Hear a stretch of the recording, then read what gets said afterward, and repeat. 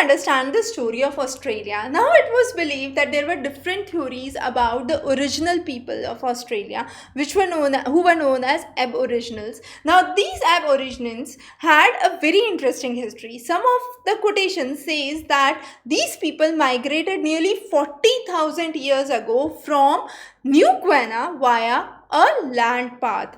The other theory says that they were present in the region of Australia itself, and some of the centuries believed to be a dream time. Again, interestingly, when Europeans advented the region of Australia, most of the settlements were seen across the coastal areas, the major reason being the interior area was a arid and a dry area. So it was a kind of desert area, and most of the colonies that were established in Australia by Europeans were surrounding the peripheral section or the outer areas. If we talk about late 18th century, it is believed that there were nearly 350 to 700 indigenous local languages that prevailed in Australia. Still of now, you have nearly 200 native languages that are spoken in Australia. And the people basically in the north of the Australian region, close to the Torres Strait, called themselves as the Torres Strait Islanders. So that from the Torres Strait itself, their name was the Torres Strait Islanders, as they used themselves to address. They were the natives of the land. However, you had numerous cultures coming in, mingling in, as we have studied in the section on North America. Here again, for development, you had lots of Chinese workers coming in. You also had most of the population, as we said, was around the coastal area. Whole of the Australia is sparsely populated. Sparsely means less densely, so it is a very low densely populated region, and that's why you have the concept of helicopter doctors that are commonly seen in Australia, because the distances are very large, and to get the services very quickly, you need to have faster modes of transportation. So helicopter doctor concept is a very common concept. That's a part, but the idea is the whole of the region is sparsely populated, and the natives contribute only to 2.4 to 2.5% of the total population as per the total population of 2005 census. Now, despite of all this, what is very interesting is a story very similar to what we have studied for Americas. Now here, the people were initially quoted to be very friendly and welcoming. So when Europeans first came here, these people, the local people, were very friendly. However, Thomas Cook was believed to be killed by a native, not in Australia but in Hawaii. However, anything that goes wrong, the blame has to be put on to the natives. So what happened? Europeans immediately blamed the native people for their harsh and cruel behavior towards the Europeans, and they started a campaign to protect their rights, to protect themselves. So there was a kind of clash that started between the local community and the European settlements that started to establish in the region of Australia. However, there was no such documented reason how it all happened or how it all began. It was a simple, it could be a mere simple incident that Thomas Cook was killed by a native in Hawaii, not in Australia, and that could be due to some other reasons, but whole of the story came around this concept. Again, when the people were coming into the region of Australia, 90% of them would die. Why? There was a very high exposure of germs, diseases, people lost their lands, lost their resources, and they were kind of there were huge battles against the local settlers that were there. So there was a kind of constant clash. It could be because of the health, because of the epidemics, because of the other reasons, and because of the colonization. But there were definite conflicts that happened. Another important story regarding Australia is this land was considered as a land where most of the convicts from Europe were sent. So any person who does does not obey the law was sent to Australia. So mainly the prisoners of war were sent to Australia. Now, when they were sent to Australia, what was the story? They were deported from England to Australia, and the logic was they would be in prisons till the time their term is over, and after their term is over, they would not return back to England. So where would they be? They would remain in Australia itself. So even after their jail term, their prison term is over, they would remain in Australia itself. Now what happened over the years? Over the years, their prison term got over. They were fled from the jails. So they are out from the jail now. And since they are out from the jail, they are trying to have their livelihood. So what happens is they create a kind of conflict with the local dwellers or the native tribes in Australia. And this created another conflict for land. So these people who fled from prisons were trying to establish themselves in Australia, and for that they started to have a fight with the local people, the native people, in order to survive. And that started with the whole kind of war that began against the natives, and slowly and gradually they started to cut down the forest area. They started to establish their settlements, their colonies, and slowly and gradually the native people were moved more deeper into the forest areas, and most of their areas and land was cleared. Now vast sheep stations, mining stations were created, and these people who fled from prisons were working on these areas. There were vineyards, wheat farming that started. So by and large, the idea was to start a kind of life in Australia. And with this idea, you had three important concepts that started. The first was wool, the second was wheat, and the third was gold. So these three things started. So these people, the convicts who were out, now were either working with wool industries or growing or working on wheat farms or doing mining for gold. So these three were some of the most important prospects in Australia. So there was a suggestion, why don't we bring a new capital into Australia and call it as wool, wheat, gold?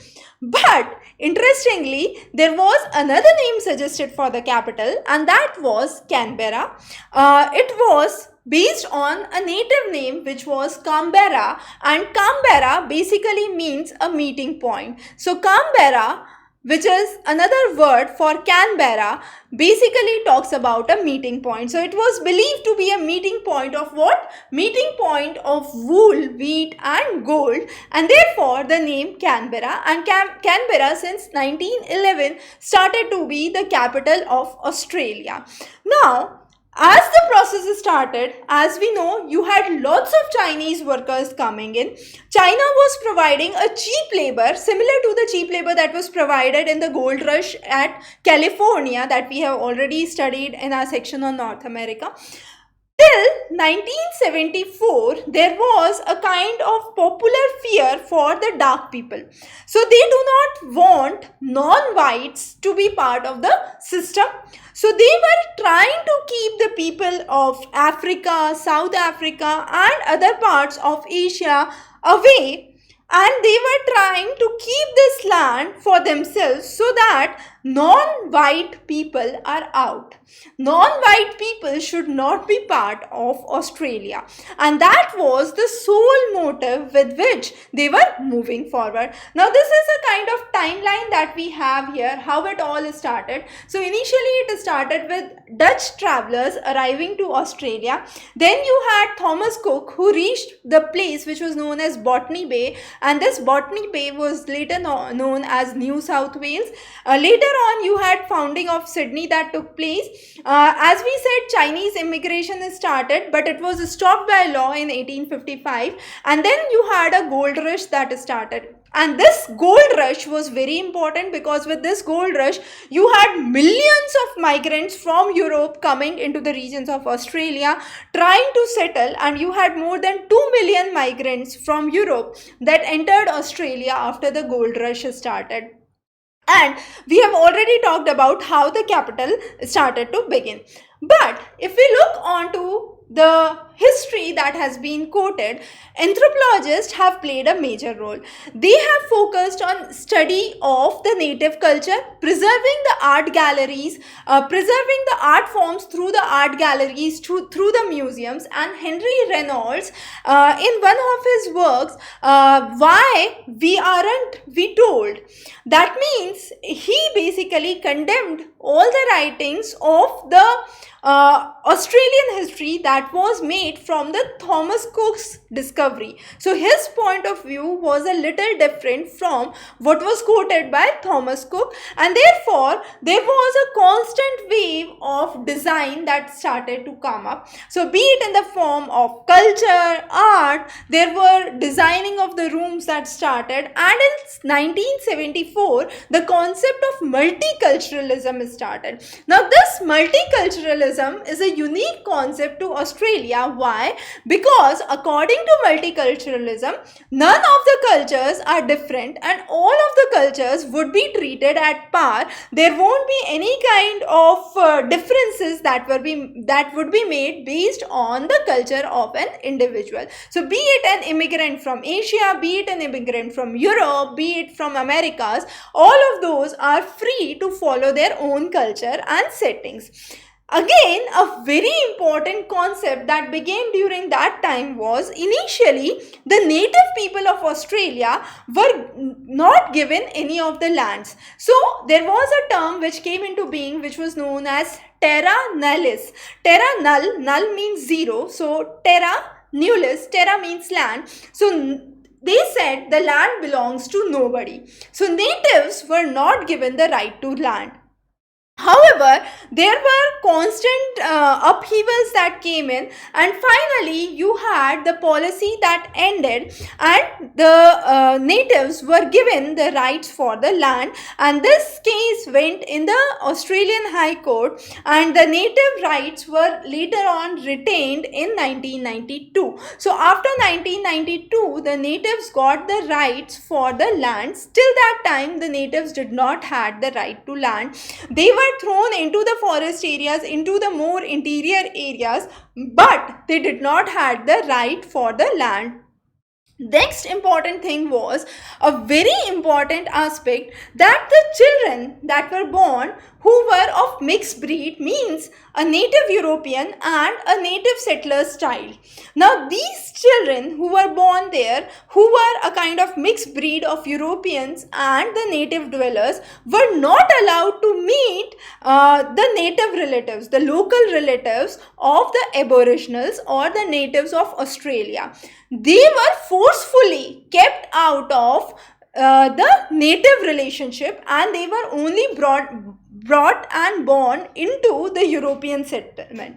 So that was a very different aspect that was seen in Australia. Later on, there were numerous human rights agitations and numerous movements that started with UN, and it was brought into being that these children should have equal right. And as a result, you had a National Sorry Day that was started in 1999, and that was an apology for all the children who had lost their native relatives during the period of 1820s to 1970s. And that's why you have the celebration of the National Sorry Day that is being made, because the children were separated from their native relatives, from the local descendants of Australia. The local relatives were separated from the children, and they were born and brought in the European settlements itself. So within Australia, that was the kind of scenario that happened. So definitely there was a lot of pressure on indigenous population, and as we could see, it is very recent that all these laws came into existence, not less than 20 years back what we are talking about, and the things have slowly and gradually started to come in line. So that was about understanding the Australian history, understanding how the local people in Australia were displaced, and their rights had been taken away. So we would be talking about many more interesting sessions in upcoming classes. Stay tuned. Have a wonderful day ahead.